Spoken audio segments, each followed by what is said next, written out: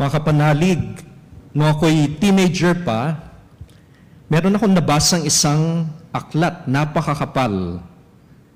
Yun, pamagat niya ay Don Quixote, isang nobela, gawa ni Miguel de Cervantes. At dun sa nobelang yon, may dalawang pangunahing tauhan, si Don Quixote at yung kanyang katuwang. Pangalan ng katuwang niya si Sancho Panza. Itong si Don Quixote ay idealistic. At itong si Sancho Panza, very down to earth, pati yung kanyang mga sinasabi. At itong si Sancho Panza, minsan sinabi niya, sabi ng lola ko, dalawa lang ang uri ng pamilya sa mundo, ang mayayaman at ang mahihirap.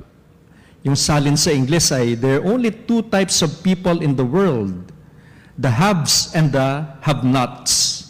Yung meron at yung wala. Alam niyo mga kapatid, hanggang ngayon, nakikita pa rin natin ang lamat na ito sa pagitan ng mayayaman at mahihirap. Isang pagkakahating umiiral na rin nung panahon ni Jesus.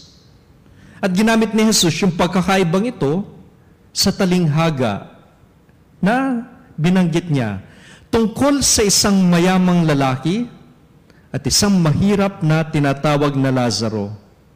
At ang tanong natin sa misang ito ay, sino nga ba si Lazaro?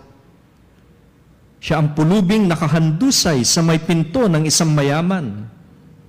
Mahirap siya at walang magawa. Puno ng sugat, iniiwasan at tinataboy ng lahat.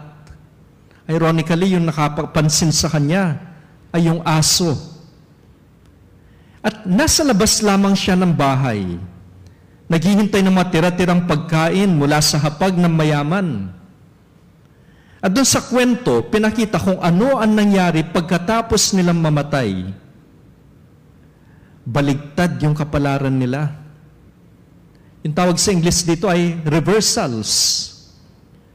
Nung nabubuhay pa si Lazaro, siya'y nasa gilid lamang, nasa labas, nasa may pinto. Ngayon, nasa piling na siya ni Abraham. Yung salin sa English, in the bosom of Abraham, yung nandun malapit sa kanyang puso. Nasa lugar ng karangalan at kaligayahan. Samantalang yung mayamang dating namumuhay ng marangya, ngayon nasa na siya, nagdurusa siya. Malayo kay Abraham at kay Lazaro. Kung dati si Lazaro ang naghangad ng tira-tirang pagkain, ngayon naman yung mayaman, siya yung nananabik sa patak ng tubig mula sa daliri ni Lazaro. Reversals. Bakit hinatulan ng paghihirap ang mayamang ito? Di ba wala naman tayo narinig na gumawa siya ng masama? Bakit siya hinatulan ng ganyan, ng paghihirap? Alam niyo kung bakit? Dahil alam niya ang tungkol kay Lazaro. Dahil kilala niya si Lazaro. At wala siyang ginawa tungkol doon. So sa kanyang pakikipag-usap nga kay Abraham, tinawag pa niya ito sa pangalan. Alam niya yung pangalan ni Lazaro. Batid niya ang kalagayan ng pulubing may sugat na nakahandusay sa kanyang pintuan, nagugutom at hindi man lamang nakakakain ng kanyang tira. Ngunit sa kabila ng kanyang kaalaman, hindi siya gumawa ng anuman upang tulungan si Lazaro. Isang pagkakasalungat na sa huli. Isang reversal.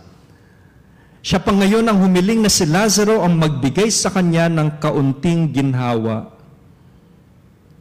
Ang labis na kayamanan ay maaring bumulag sa kanya. Naging hadlang upang makita niya ang tunay na pangangailangan ni Lazaro.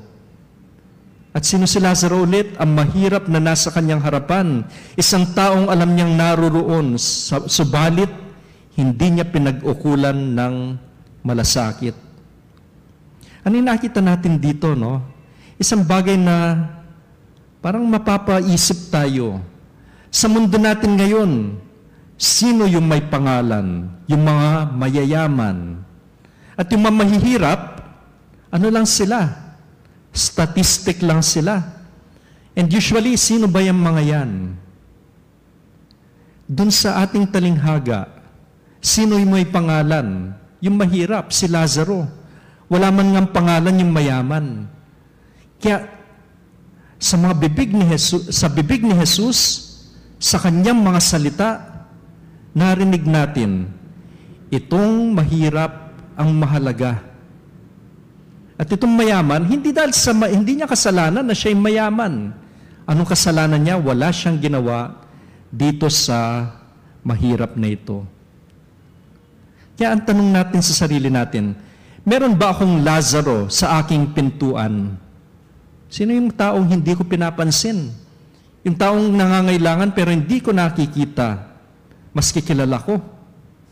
Ano ba yung pumipigil sa akin upang makita siya at tulungan? At pag naisip natin yun, idasal natin sa Panginoon. Panginoon, buksan mo ang aking mga mata upang makita ko ang mga nangangailangan.